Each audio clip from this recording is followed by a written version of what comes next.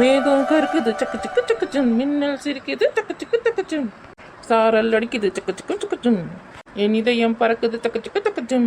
என்ன ஆட்டம் போடுற பத்தியா? சரி சரி அப்படியே ஆடி நீரே. நான் செல்ஃபி எடுக்க போறேன். நீ எதுனா பண்ணின்னு போ, நான் ஆடுறத நிப்பாட்ட மாட்டேன். இந்த அருவி பார்க்கறதுக்கு எவ்வளோ சூப்பரா இருக்குல்ல? வெள்ளி மாதிரி இருக்கு. ஆமா, இந்த அருவி பேரே வெள்ளி அருவி தான். பார்க்கறதுக்கு வெள்ளி மாதிரி இருக்குல்ல, அதனால பேர் வெள்ளி அருவி. இந்த மாதிரிலாம் நம்ம ஊர்ல இருந்துச்சுன்னா அங்கேயே போய் சாமான் துடைக்கலாம், அங்கேயே துணி துவைச்சிக்கலாம், அங்கேயே மாடெல்லாம் கூட கழுவிக்கலாம், நம்மளாம் குளிச்சுக்கலாம். ஆனா கோமதி அக்கா, உன்னால மட்டும்தான் இந்த மாதிரிலாம் யோசிக்க முடியும். நம்ம ஊர்ல வந்து மழை பெஞ்சாதான் இந்த மாதிரி தண்ணிலாம் பார்க்க முடியும். இப்போ மழையும் பெய்யல, இந்த தண்ணிலாம் எங்க இருந்து வருது? இதெல்லாம் மலை மேல இருந்து வருது. மலையில எங்கேயாவது ஊற்றி வச்சிருக்கோம், அங்கேருந்து வந்து இருக்கு. இது வருஷம் ஃபுல்லா வந்துகிட்டே தான் இருக்கும், ஒரு நாள் கூட வராம இருக்காது. அப்போ குடிக்கிற தண்ணிக்கெல்லாம் இங்க பஞ்சமே இல்லை போல இருக்கு.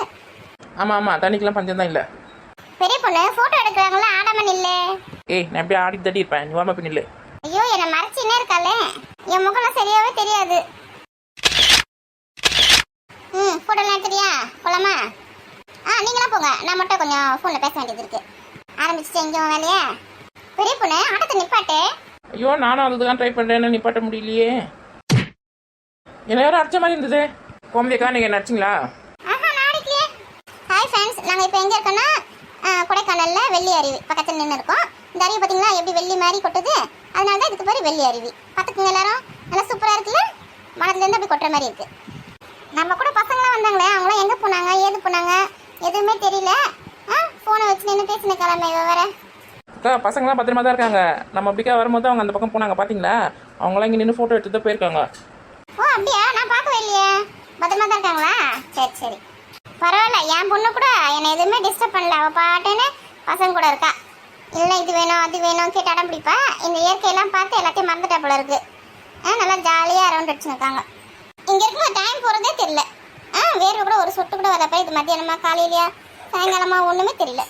பெரிய பொண்ணு, இங்கே எங்கேயும் குணா கோகை இருக்காமே, எங்கே இருக்குன்னு பார்த்தியா? அங்கே போய் பார்க்கலாமா? கேட்டேன்க்கா, இருக்கா அந்த பக்கம் போகணுமா? நம்ம வந்து நாளைக்கு போகலாம், இப்போ டைம் ஆயிடுச்சு. காலையிலேயே போனால் தான் பார்க்கறதுக்கு சுற்றி பார்த்துட்டு வரது கரெக்டாக இருக்கும். இப்போ போனால் போது போய்டும் பத்துக்கு. முக்கியமாக அதை பார்க்கறதுக்கு தான் நான் வந்த கொடைக்கானலுக்கு.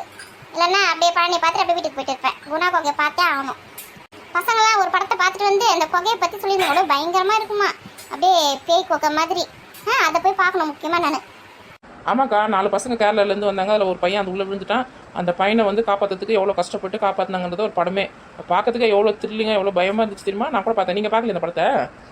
எங்க டிவியில் போட்டால் பார்க்கலான்னு பார்த்தேன். டிவியில் போடவே இல்லை, சினிமா தியேட்டர் தான் போய் பார்க்கணுமா? சரி, எனக்காவது ஒரு நாள் டிவியில் போடுவாங்க, அப்போ தான் நான் பார்க்கணும்.